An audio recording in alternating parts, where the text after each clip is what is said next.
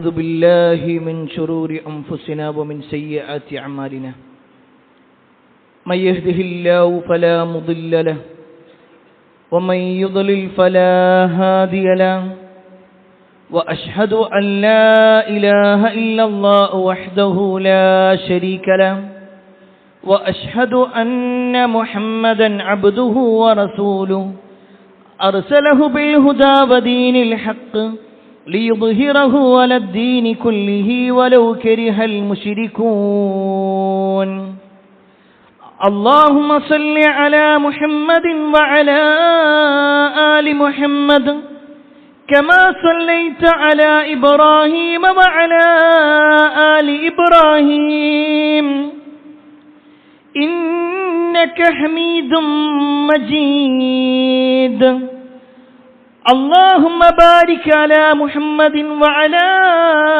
آل محمد كما باركت على إبراهيم وعلى آل إبراهيم إنك حميد مجيد يا أيها الذين آمنوا اتقوا الله حق تقاته ولا تموتن إلا وأنتم مسلمون أما بعد فإن خير الحديث كتاب الله وخير الهدي هدي محمد صلى الله عليه وسلم وشر الأمور محدثاتها وكل محدثة بدعة وكل بدعة ضلالة وكل ضلالة في النار أعوذ بالله من الشيطان الرجيم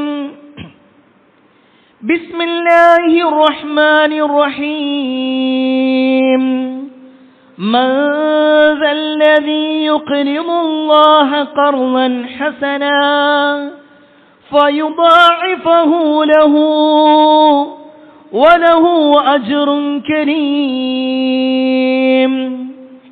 يا أيها الناس أوصيكم وإياي أولا بتقوى الله.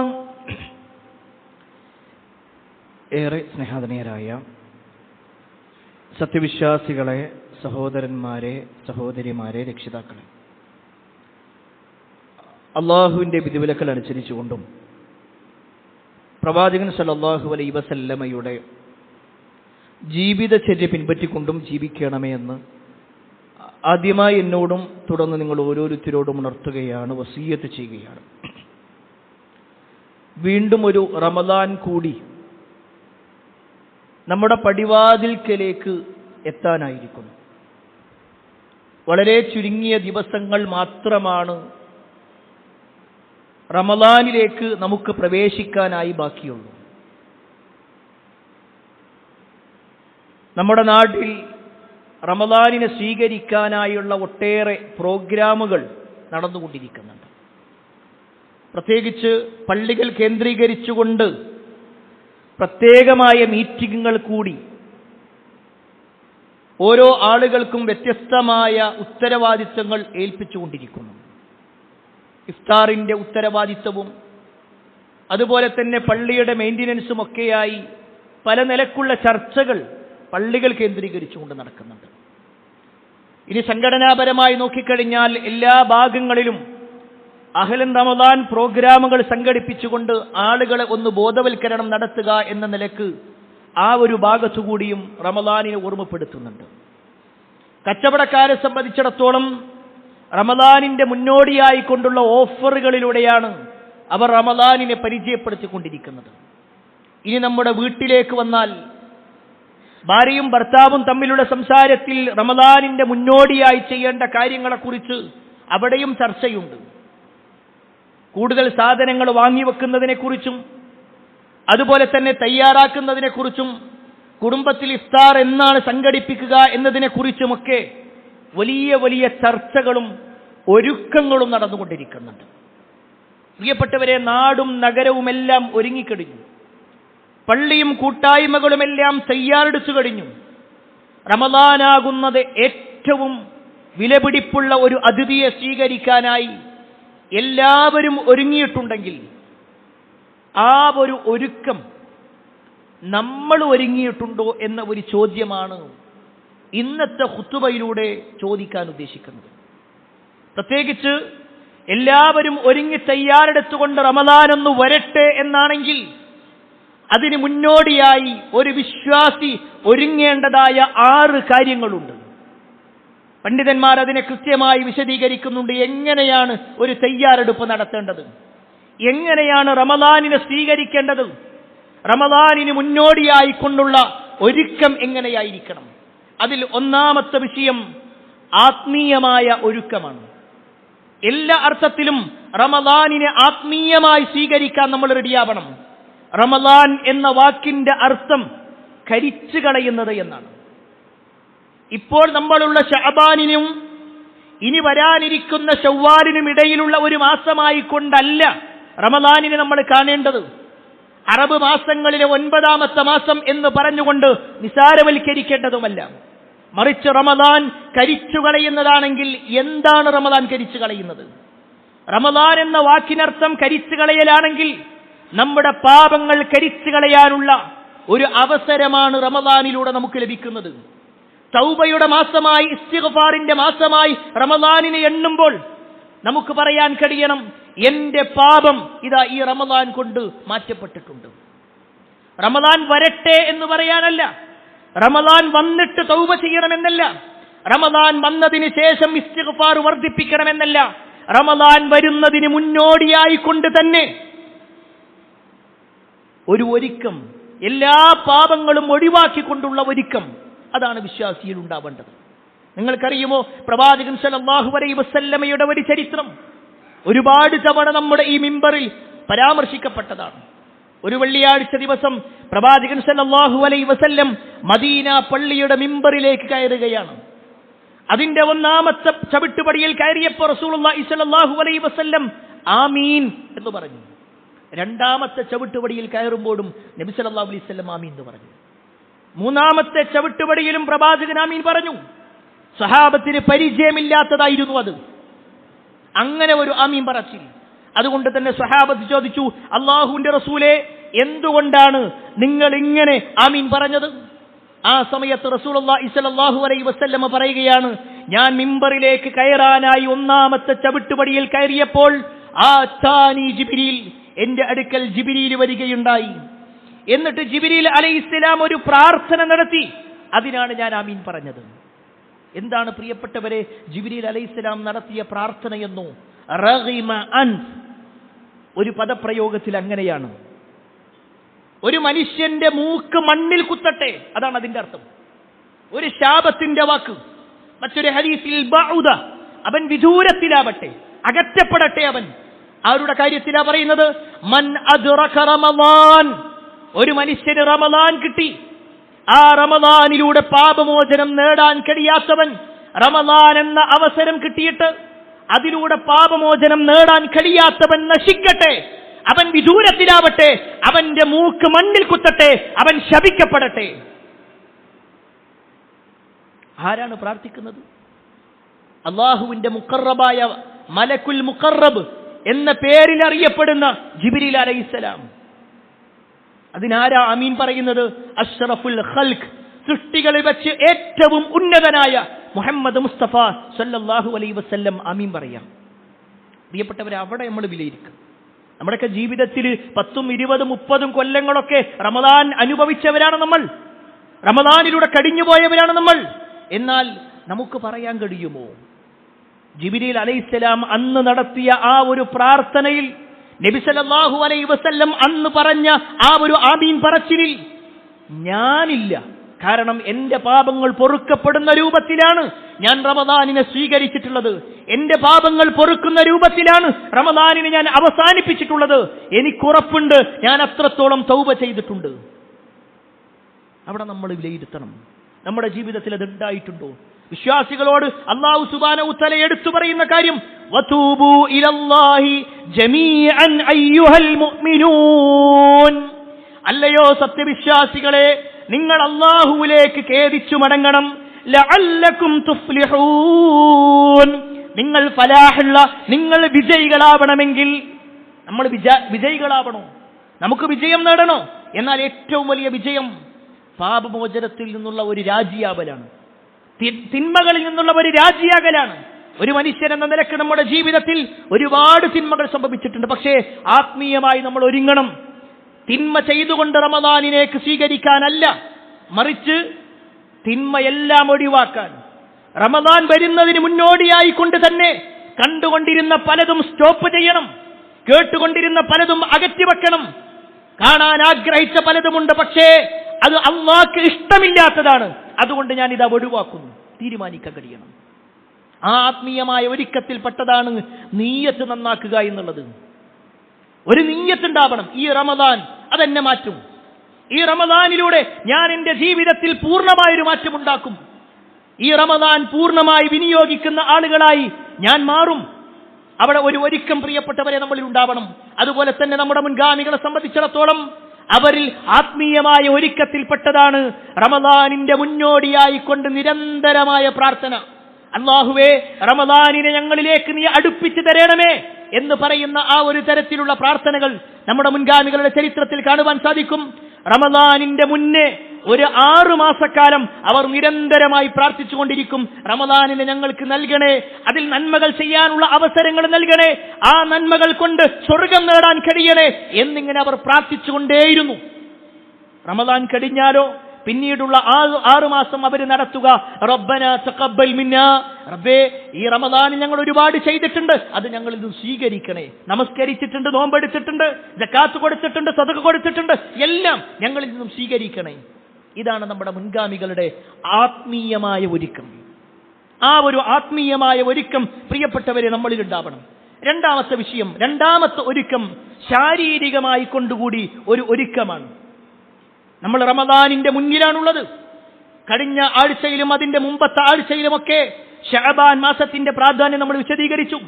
റസൂലുള്ളാഹി സ്വല്ലല്ലാഹു അലൈഹി വസല്ലം റമദാൻ കഴിഞ്ഞാൽ ഏറ്റവും കൂടുതൽ നോമ്പെടുത്തിട്ടുള്ള മാസമാണ് ശഅബാൻ മാസം. എങ്കിൽ ആ ശഅബാനിൽ സുന്നത്ത് നോമ്പുകൾ നമ്മൾ വർദ്ധിപ്പിക്കണം.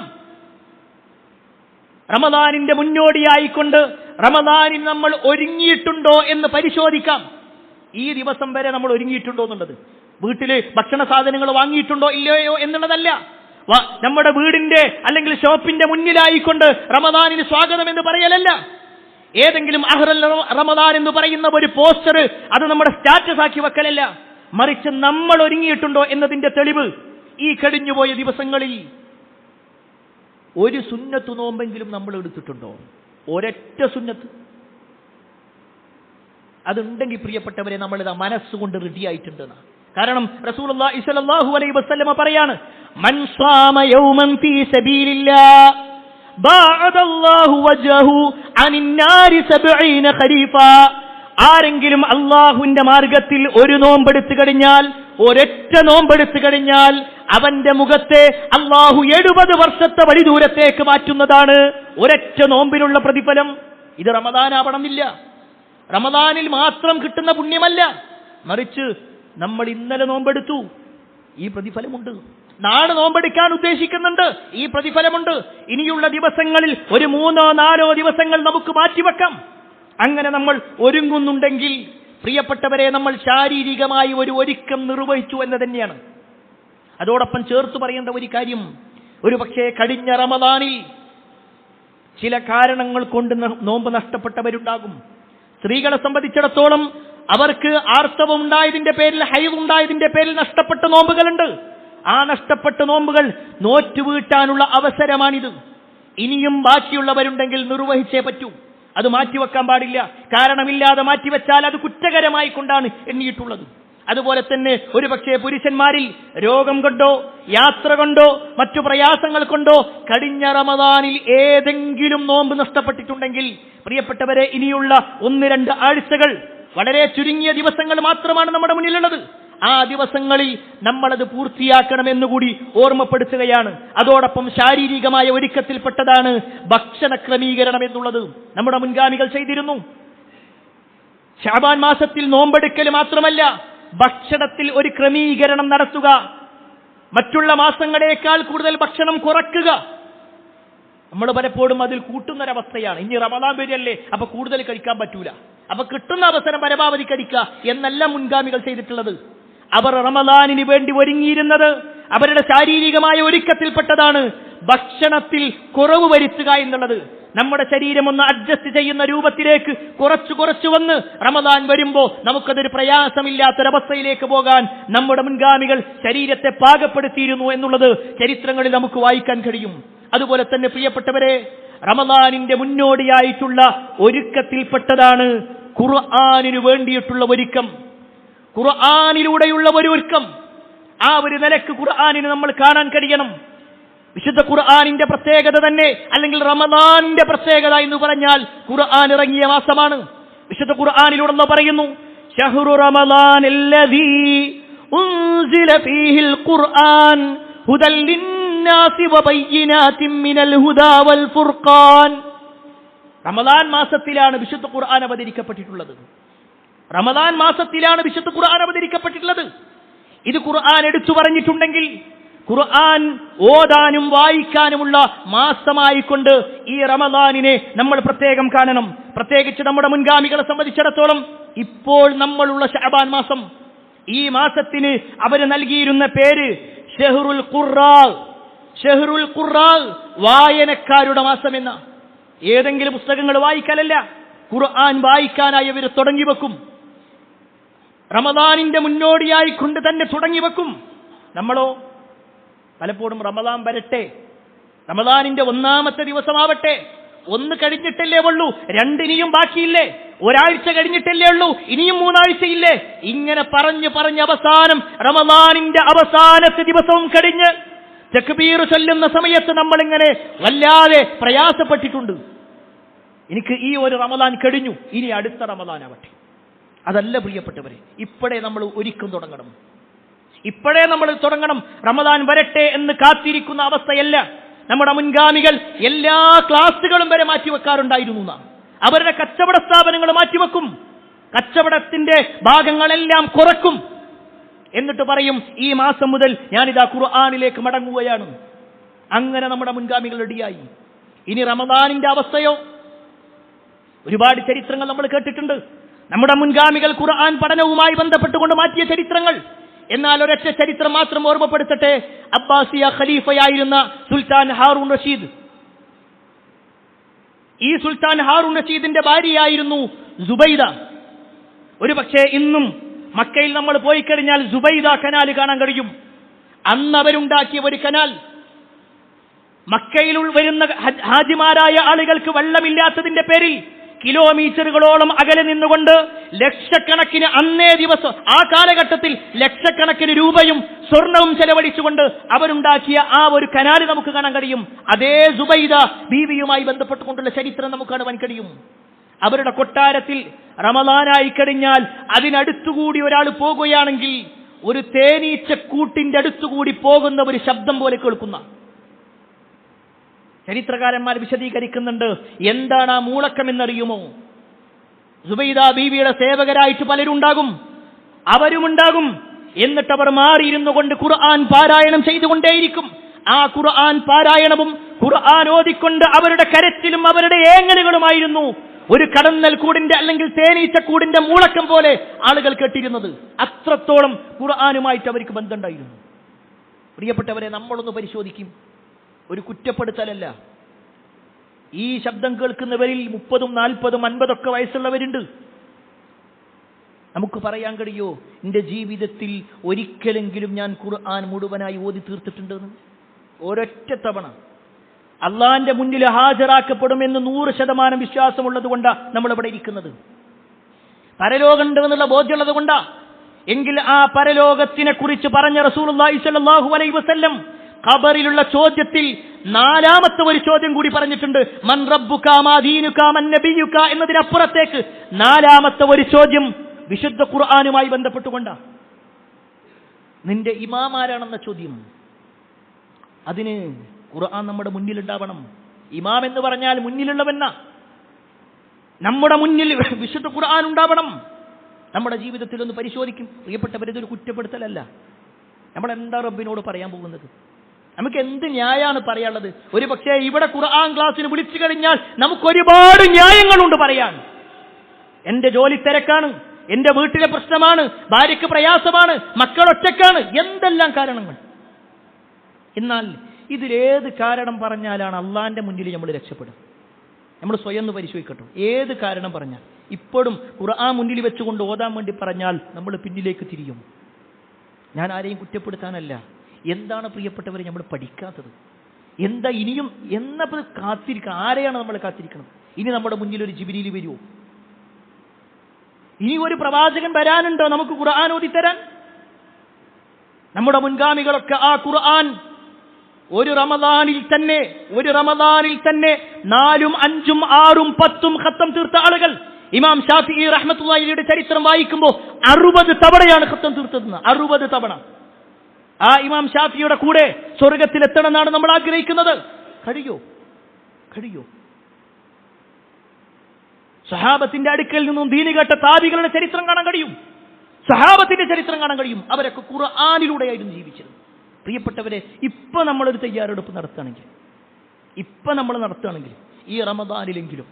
ഈ റമദാനിലെങ്കിലും നമുക്കൊരു മാറ്റം ഉണ്ടാക്കാൻ കഴിയും. ഖുർആനിലൂടെയുള്ള ഒരുക്കം നമുക്ക് നടത്താൻ കഴിയും. 4ാമത്തെ വിഷയം പണ്ഡിതന്മാർ വിശദീകരിക്കുന്നു. വൈജ്ഞാനികമായ ഒരുക്കം ഉണ്ടാവണം. ആത്മീയമായും ശാരീരികമായും ഖുർആനികമായി കൊണ്ടുള്ള ഒരുക്കവും മാത്രമല്ല, വൈജ്ഞാനികമായ ഒരുക്കം. അഥവാ റമദാനിന് മുന്നോടിയായിക്കൊണ്ട് റമദാനിനെ കുറിച്ചൊന്ന് പഠിക്കണം. റമദാനിന്റെ പോരിശകൾ അറിയണം. ഓരോ കർമ്മങ്ങളുടെയും മഹത്വങ്ങൾ അറിയണം. റമദാനിലുള്ള നോമ്പ് സാധാരണ നോമ്പ് പോലെയല്ല, അതിൽ പ്രത്യേകമായ പ്രതിഫലങ്ങളുണ്ട്. കാരണം റസൂലുള്ളാഹി സ്വല്ലല്ലാഹു അലൈഹി വസല്ലമ പറഞ്ഞു, മൻ സാമ റമദാന ഈമാനൻ വഹ്തിസാബാ ഗുഫിറ ലഹു മാ തഖദ്ദമ മിൻ ദംബിഹി. ആരെങ്കിലും റമദാനിൽ ഈമാനോടെയും ഇഹ്തിസാബോടെയും നോമ്പെടുത്തു കഴിഞ്ഞാൽ ഗുഫിറ ലഹു മാ തഖദ്ദമ മിൻ ദംബിഹി, അവന്റെ കഴിഞ്ഞുപോയ പാപങ്ങളെല്ലാം അല്ലാഹു പുറത്തു കൊടുക്കുന്നതാണ്. അതുപോലെ തന്നെ തറാവീഹിനും പുണ്യം പറയുകയാണ്, മൻ ഖാമ റമദാന ഈമാനൻ വഹ്തിസാബാ ഗുഫിറ ലഹു മാ തഖദ്ദമ മിൻ ദംബിഹി. ആരെങ്കിലും റമദാനിൽ നിന്ന് നമസ്കരിക്കുകയാണെങ്കിൽ, തറാവീഹ് നമസ്കരിക്കുകയാണെങ്കിൽ, ഗുഫിറ ലഹു മാ തഖദ്ദമ മിൻ ദംബിഹി, അവന്റെ കഴിഞ്ഞുപോയ പാപങ്ങൾ അല്ലാഹു പുറത്തു കൊടുക്കുന്നതാണ്. ഇഅ്തികാഫിനും പുണ്യമുണ്ട്. ഇങ്ങനെ ഒരുപാട് പുണ്യങ്ങൾ, എല്ലാത്തിനും പുണ്യം.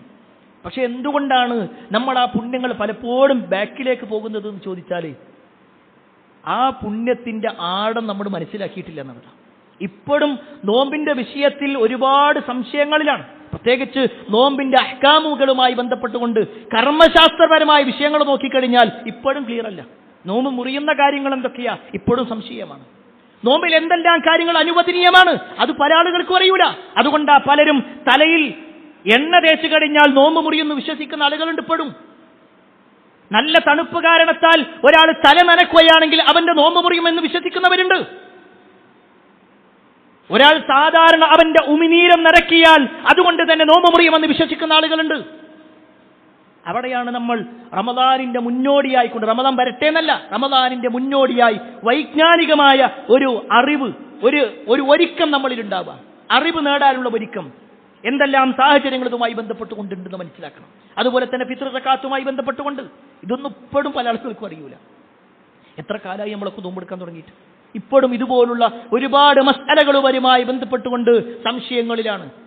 എങ്കിൽ പ്രിയപ്പെട്ടവരെ, റമദാനിന്റെ മുന്നോടിയായി അതിന് പറ്റുന്ന പുസ്തകങ്ങൾ വായിക്കുക, അതിന് പറ്റുന്ന പ്രസംഗങ്ങൾ കേൾക്കുക. നമുക്കെല്ലാ സൗകര്യങ്ങളുണ്ട്. ആ സൗകര്യങ്ങൾ നമ്മൾ ഉപയോഗപ്പെടുത്തുക. അല്ല റമദാൻ വരട്ടെ എന്ന് പറഞ്ഞുകൊണ്ട് അതിന്റെ 7, 10 ദിവസങ്ങളൊക്കെ കഴിഞ്ഞിട്ട് പിന്നെയാണ് പടച്ച റബ്ബേ ഞാനത് ചെയ്തത് നോമ്പ് മുറിയുന്ന കാര്യമാണല്ലോ എന്ന് തെറ്റിദ്ധരിക്കുന്ന അവസ്ഥ. അതില്ലാതിരിക്കാൻ നേരത്തെ തന്നെ അത് പഠിക്കുക എന്നുള്ളതാണ്. ഇനി 5ാമത്തെ വിഷയം, റമദാനിന്റെ മുന്നോടിയായിട്ടുള്ള ഒരുക്കത്തിൽപ്പെട്ടതാണ് സാമൂഹികമായി കൊണ്ടൊരു ഒരുക്കമുണ്ടാകുക എന്നുള്ളത്. സാമൂഹികമായി കൊണ്ട് ഒരുക്കമുണ്ടാവണം. സമൂഹത്തിനെ സംബന്ധിച്ചിടത്തോളം എല്ലാ അർത്ഥത്തിലും സമൂഹം റെഡിയാണ്. പക്ഷേ ആ സമൂഹത്തിലുള്ള നമ്മൾ ശ്രദ്ധിക്കേണ്ടതായ ചില കാര്യങ്ങളുണ്ട്. പ്രത്യേകിച്ച് നമ്മുടെ കുടുംബവുമായി ബന്ധപ്പെട്ടുകൊണ്ട് നമ്മുടെ കുടുംബത്തിന്റെ വിഷയത്തിൽ ഒരു ഒരുക്കമുണ്ടാവുക. അവരെ എന്ന് നമ്മൾ നോമ്പ് തുറക്കാനായിട്ട് ക്ഷണിക്കണം. സാമൂഹികമായി കൊണ്ട് നമ്മൾ എന്തെല്ലാം ചെയ്യേണ്ടതുണ്ട്. ഇനി അതുമാത്രമല്ല, കുടുംബത്തിൽ വല്ല പ്രയാസങ്ങൾ ഉണ്ടായിട്ടുണ്ടെങ്കിൽ, പിണക്കങ്ങൾ ഉണ്ടായിട്ടുണ്ടെങ്കിൽ, വ്യക്തികൾക്കിടയിൽ പിണക്കങ്ങൾ ഉണ്ടായിട്ടുണ്ടെങ്കിൽ അതെല്ലാം മാറ്റി നിർത്താനുള്ളതാണ്. നമ്മൾ കഴിഞ്ഞ വെള്ളിയാഴ്ച സൂചിപ്പിച്ച ഒരു ഹദീസ് നിങ്ങൾക്ക് ഓർമ്മയുണ്ടാകും. ശഅബാൻ മാസം എന്ന് പറഞ്ഞാൽ കർമ്മങ്ങൾ അല്ലാഹുവിലേക്ക് ഉയർത്തപ്പെടുന്നതാണ്. ശഅബാൻ 15ന്റെ പ്രത്യേകത എടുത്തു പറഞ്ഞപ്പോ അന്ന് അല്ലാഹു സുബ്ഹാനഹു വ തആല പലർക്കും പാപങ്ങൾ പുറത്തു കൊടുക്കും, 2 ആളുകൾക്കൊഴികെ എന്ന് നമ്മൾ പറഞ്ഞു. ഒന്ന് മുശ്രിക്കായ വ്യക്തി, അല്ലാഹുവിൽ പങ്കു ചേർക്കുന്ന ആളുകൾ, അവർക്കത് പുറത്തു കൊടുക്കൂല. രണ്ടാമത്തതോ മുഷാഹിൻ, പകയും വിദ്വേഷവും കൊണ്ട് നടക്കുന്ന ആളുകൾ. പ്രിയപ്പെട്ടവരെ, നമുക്ക് പറയാൻ കഴിയണം, എൻ്റെ മനസ്സിൽ ആരോടും വെറുപ്പില്ല, എൻ്റെ മനസ്സിൽ ആരോടും വിദ്വേഷമില്ല. നമ്മളൊന്നിങ്ങനെ പരിശോധിക്കും, നമ്മുടെ കുടുംബത്തിലേക്ക് മാത്രം നോക്ക്. ആ കുടുംബത്തിൽ പലരുമായിട്ടും നമ്മൾ പിണക്കത്തിലാണ്. ഏതോ ദിവസം ഒന്നുകിൽ കുടുംബസ്വത്ത് വീതം വെച്ചപ്പോഴുള്ള തർക്കത്തിന്റെ പേരില, അല്ലെങ്കിൽ കടം വാങ്ങിയപ്പോൾ അത് തിരിച്ചു കൊടുക്കാത്തതിന്റെ പേരില, അതുമല്ലെങ്കിൽ ഒരുമിച്ച് കച്ചവടം ചെയ്തതിന്റെ പേരില, അതുമല്ലെങ്കിൽ കുടുംബപരമായ മറ്റു ചില തർക്കങ്ങളുടെ പേരില. എന്നോ നടന്ന തർക്കം ഇപ്പോഴും അകൽച്ചയിലാണ് പല കുടുംബക്കാരോടും, അല്ലേ?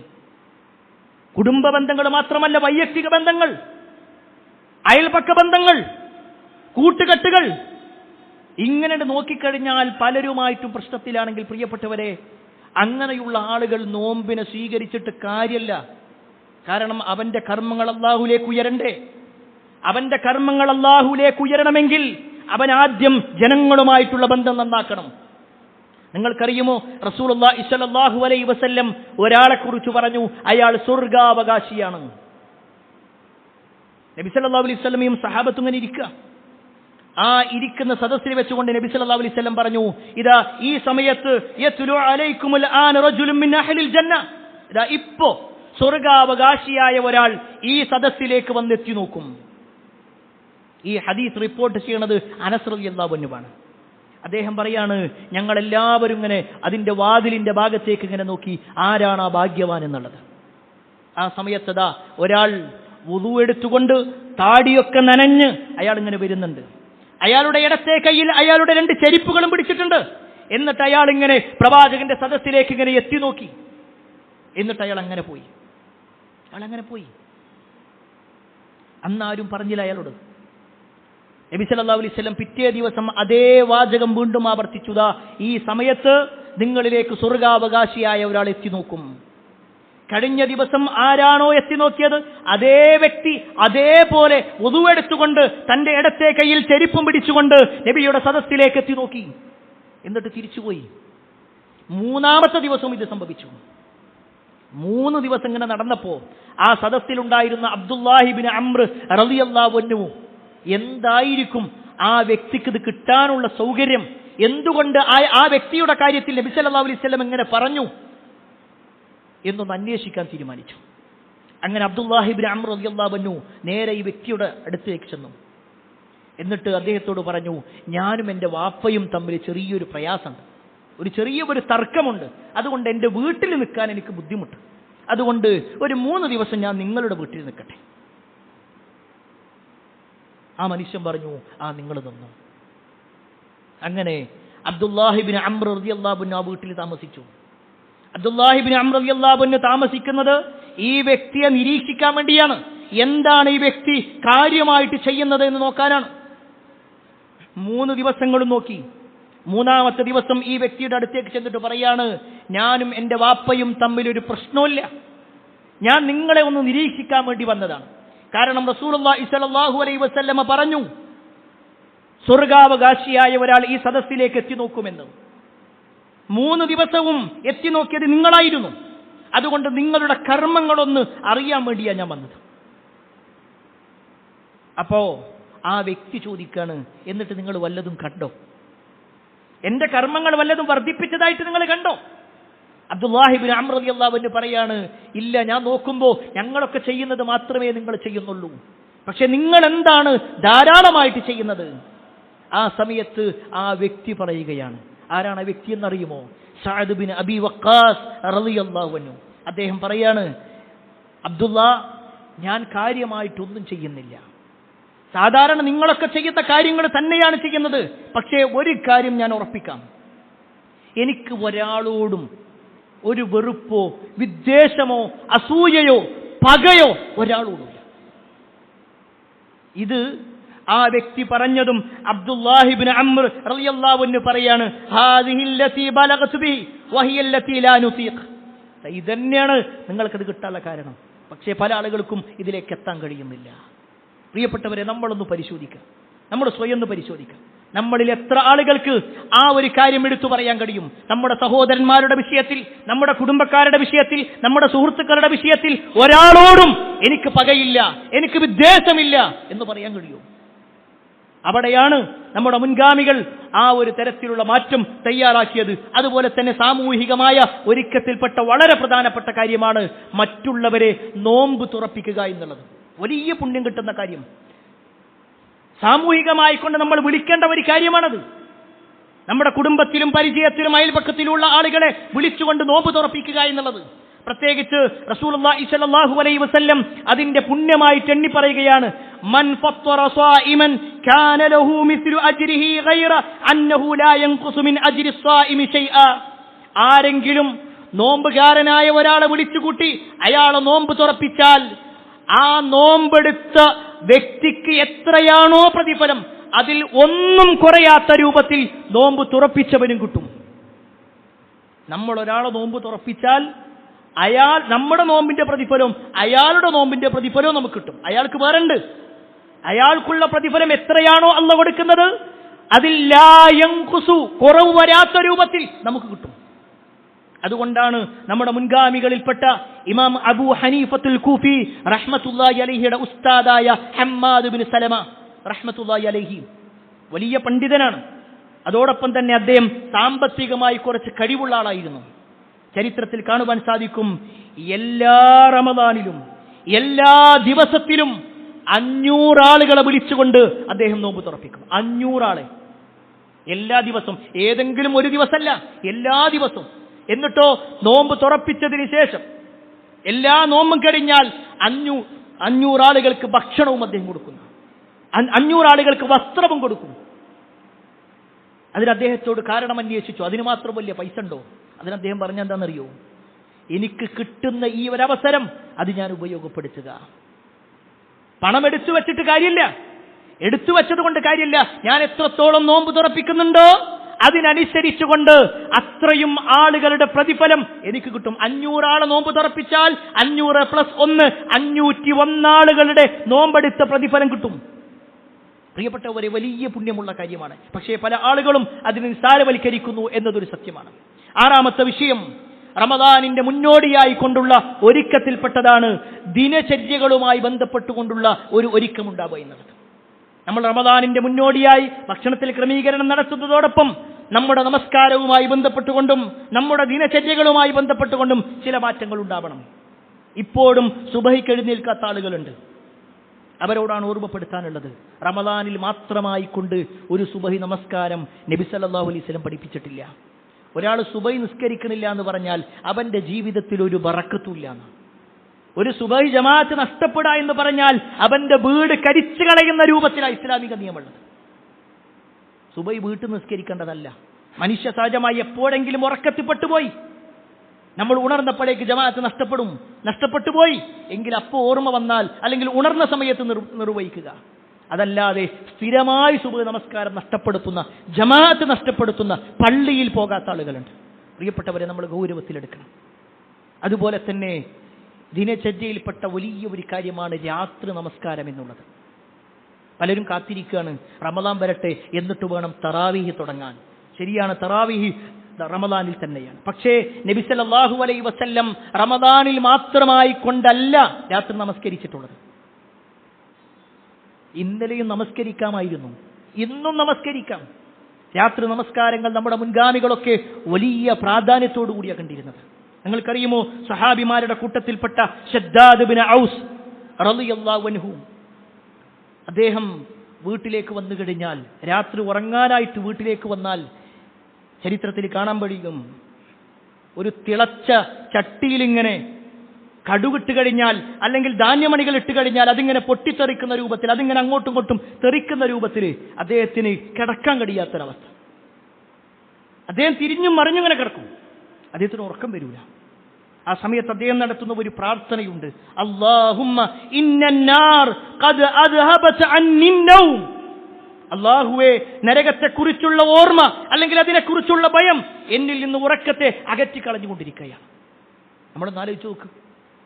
നമുക്ക് നമസ്കാരം നിർവഹിക്കാത്തതിന്റെ പേരിൽ, രാത്രി നിസ്കാരം ഒഴിവാക്കിയതിന്റെ പേരിൽ ഉറക്കം നഷ്ടപ്പെട്ടവരല്ല നമ്മൾ. ഒരു പക്ഷേ രാത്രി 12 മണിവരെയും 1 മണിവരെയും ഫോണിൽ ഇങ്ങനെ ചാറ്റ് ചെയ്തുകൊണ്ടും മെസ്സേജ് അയച്ചുകൊണ്ടും അല്ലെങ്കിൽ റീലുകൾ കണ്ടുകൊണ്ടും സിനിമ കണ്ടുകൊണ്ടും ചെലവഴിക്കുന്നവരുണ്ടാകും സമൂഹത്തിൽ. പക്ഷേ പ്രിയപ്പെട്ടവരെ, നമ്മളൊന്ന് ആലോചിച്ച് നോക്കി, രാത്രി നമസ്കാരത്തിന് വേണ്ടി അങ്ങനെ ഒരു സമയം മാറ്റി വെച്ചിട്ടുണ്ട് നമ്മൾ. റമദാൻ വരട്ടെ എന്ന് പറഞ്ഞ് കാത്തിരിക്കണ്ട. അതിന് മുന്നോടിയായിക്കൊണ്ട് നമ്മുടെ മുൻഗാമികളൊക്കെ ആ നരകത്തിന്റെ ഭയപ്പാടോടുകൂടി നിർവഹിച്ചിട്ടുണ്ടെങ്കിൽ നമുക്ക് കഴിയണം ഒരു 3 റക്അത്തെങ്കിലും, ഒരു 5 റക്അത്തെങ്കിലും, എത്രയാണോ നമുക്ക് കഴിയുന്നത് ആ രാത്രി നമസ്കാരം ഇന്നു മുതൽ തന്നെ തുടങ്ങാൻ നമുക്ക് സാധിക്കേണ്ടതുണ്ട്. ഈ പറഞ്ഞ ഓരോ ഒരുക്കങ്ങളും നമ്മുടെ ജീവിതത്തിൽ ശ്രദ്ധ കൊടുക്കേണ്ട വിഷയങ്ങളാണ്. അല്ലാഹു സുബ്ഹാനഹു വ തആല ഏറ്റവും നല്ല രൂപത്തിൽ റമദാനാകുന്ന അതിഥിയെ സ്വീകരിക്കുന്ന ആളുകളിൽ നമ്മെ ഏവരെയും ഉൾപ്പെടുത്തുമാറാവട്ടെ.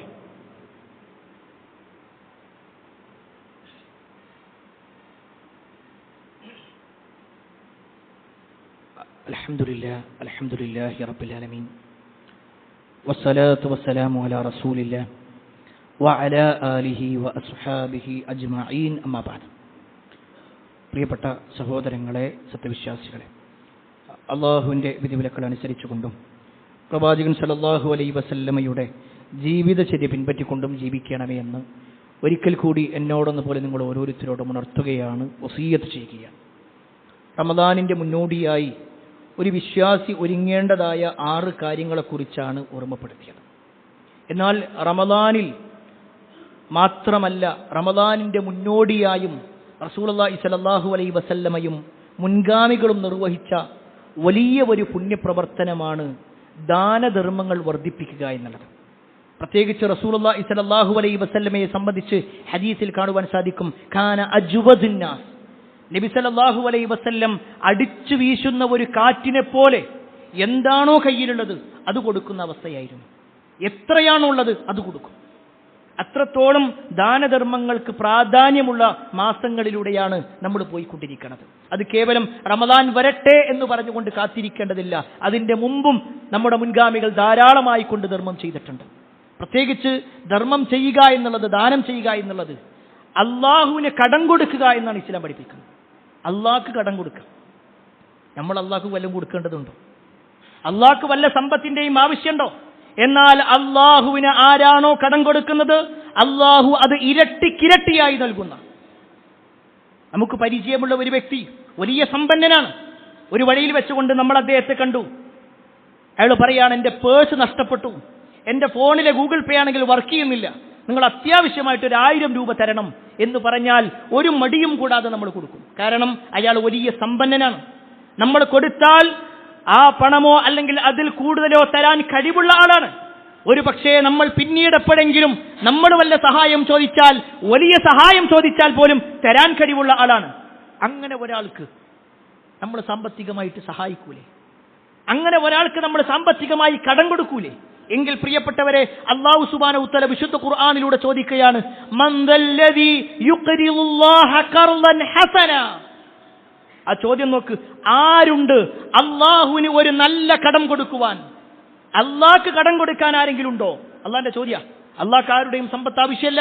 പക്ഷേ അള്ളാന്റെ മാർഗത്തിൽ ഒരാൾ കൊടുക്കുക എന്നുള്ളത് അള്ളാഹ്ക്കുള്ള കടമായിട്ടാണ് നിന്നത്. എന്നിട്ട് അള്ളാഹ് പറയാണ്, ഫയുളാഇഫഹു ലഹു. അങ്ങനെ ആരെങ്കിലും കൊടുത്തു കഴിഞ്ഞാൽ അള്ളാഹുവിന് ആരാണോ കൊടുക്കുന്നത് അവനത് ഇരട്ടിക്കിരട്ടിയായി അള്ളാഹു വർദ്ധിപ്പിക്കുന്നതുമാണ്. വലഹു അജ്റുൻ കരീം. അയാൾക്ക് മാന്യമായ പ്രതിഫലവും അള്ളാഹു നൽകും. ഇരട്ടിക്കിരട്ടിയായി കൊടുക്കുമെന്ന് മാത്രമല്ല, അതിനപ്പുറം അള്ളാഹു കരീമായ മാന്യമായ ഒരു പ്രതിഫലം അയാൾക്ക് നൽകുകയും ചെയ്യും. പ്രിയപ്പെട്ടവരെ, വലിയ പ്രതിഫലം കിട്ടുന്ന കാര്യമാണ് ദാനധർമ്മം എന്നുള്ളത്. അള്ളാഹ്ക്കുള്ള കടം. എങ്കിൽ പ്രിയപ്പെട്ടവരെ, നമുക്കൊരുപാട് അവസരങ്ങളുണ്ട്. ആ അവസരങ്ങളിൽ ഒരവസരം ഓർമ്മപ്പെടുത്തട്ടെ, നമ്മുടെ ഈ പള്ളിയുമായി ബന്ധപ്പെട്ടുകൊണ്ട്. അൽഹംദുലില്ലാഹ്, അള്ളാഹുവിന്റെ അപാരമായ അനുഗ്രഹത്താൽ, അതിനുശേഷം നമ്മളിൽ പലരുടെയും സാമ്പത്തികമായ സഹായം കാരണത്താൽ നമ്മുടെ പള്ളി ഏകദേശം നല്ല റാഹത്തിൽ തന്നെയുള്ളത്. പക്ഷേ ഇപ്പോഴും ശക്തമായ ചൂടുണ്ട് എന്നുള്ളത് ഒരു യാഥാർത്ഥ്യമാണ്. ഒരു പക്ഷേ ഇനി അങ്ങോട്ട് റമദാനിലേക്ക് കടക്കുമ്പോൾ ഈ പാലക്കാടിന്റെ ചൂട് ഞാൻ പ്രത്യേകിച്ച് പറയേണ്ടതില്ല, എന്നേക്കാൾ കൂടുതൽ അതിനെക്കുറിച്ച് അറിയുന്നവർ നിങ്ങളാണ്. എങ്കിൽ നമ്മളിവിടെ ഏതാനും AC വാങ്ങുക എന്നുള്ളത് ഉദ്ദേശിക്കുന്നുണ്ട്. വലിയ ചെലവ് അതിനുണ്ട് എന്നുള്ളത് പ്രത്യേകം ഓർമ്മപ്പെടുത്തേണ്ടതില്ലല്ലോ. ഒരു പക്ഷേ നമ്മുടെ വീട്ടിലൊക്കെ നമ്മുടെ കുട്ടികളൊന്ന് ചൂടിനെക്കുറിച്ച് പരാതി പറഞ്ഞാൽ, നമ്മുടെ ഭാര്യ അതിനെക്കുറിച്ചൊന്ന് പരാതി പറഞ്ഞാൽ എത്ര ത്യാഗം ചെയ്തുകൊണ്ടും നമ്മളത് വാങ്ങിക്കൊടുക്കും.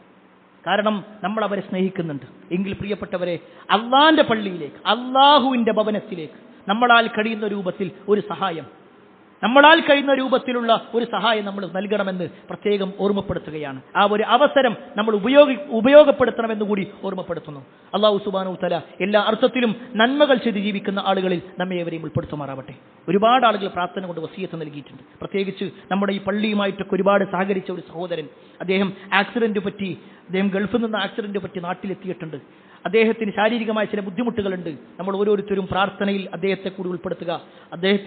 അദ്ദേഹത്തിന്റെ പ്രയാസങ്ങളൊക്കെ അല്ലാഹു മാറ്റിക്കൊടുക്കുമാറാവട്ടെ. അതുപോലെ തന്നെ നമ്മുടെ പള്ളിയിൽ വരാറുള്ള ഒരു സഹോദരൻ, അദ്ദേഹം ഇപ്പോഴും ഹോസ്പിറ്റലിൽ അഡ്മിറ്റാണ് എന്നാണ്. ചില പ്രയാസങ്ങൾ കാരണത്താൽ അല്ലാഹു സുബ്ഹാനഹു വ തആല അദ്ദേഹത്തിന്റെയും ശാരീരികമായ പ്രയാസങ്ങൾ മാറ്റിക്കൊടുക്കുമാറാവട്ടെ.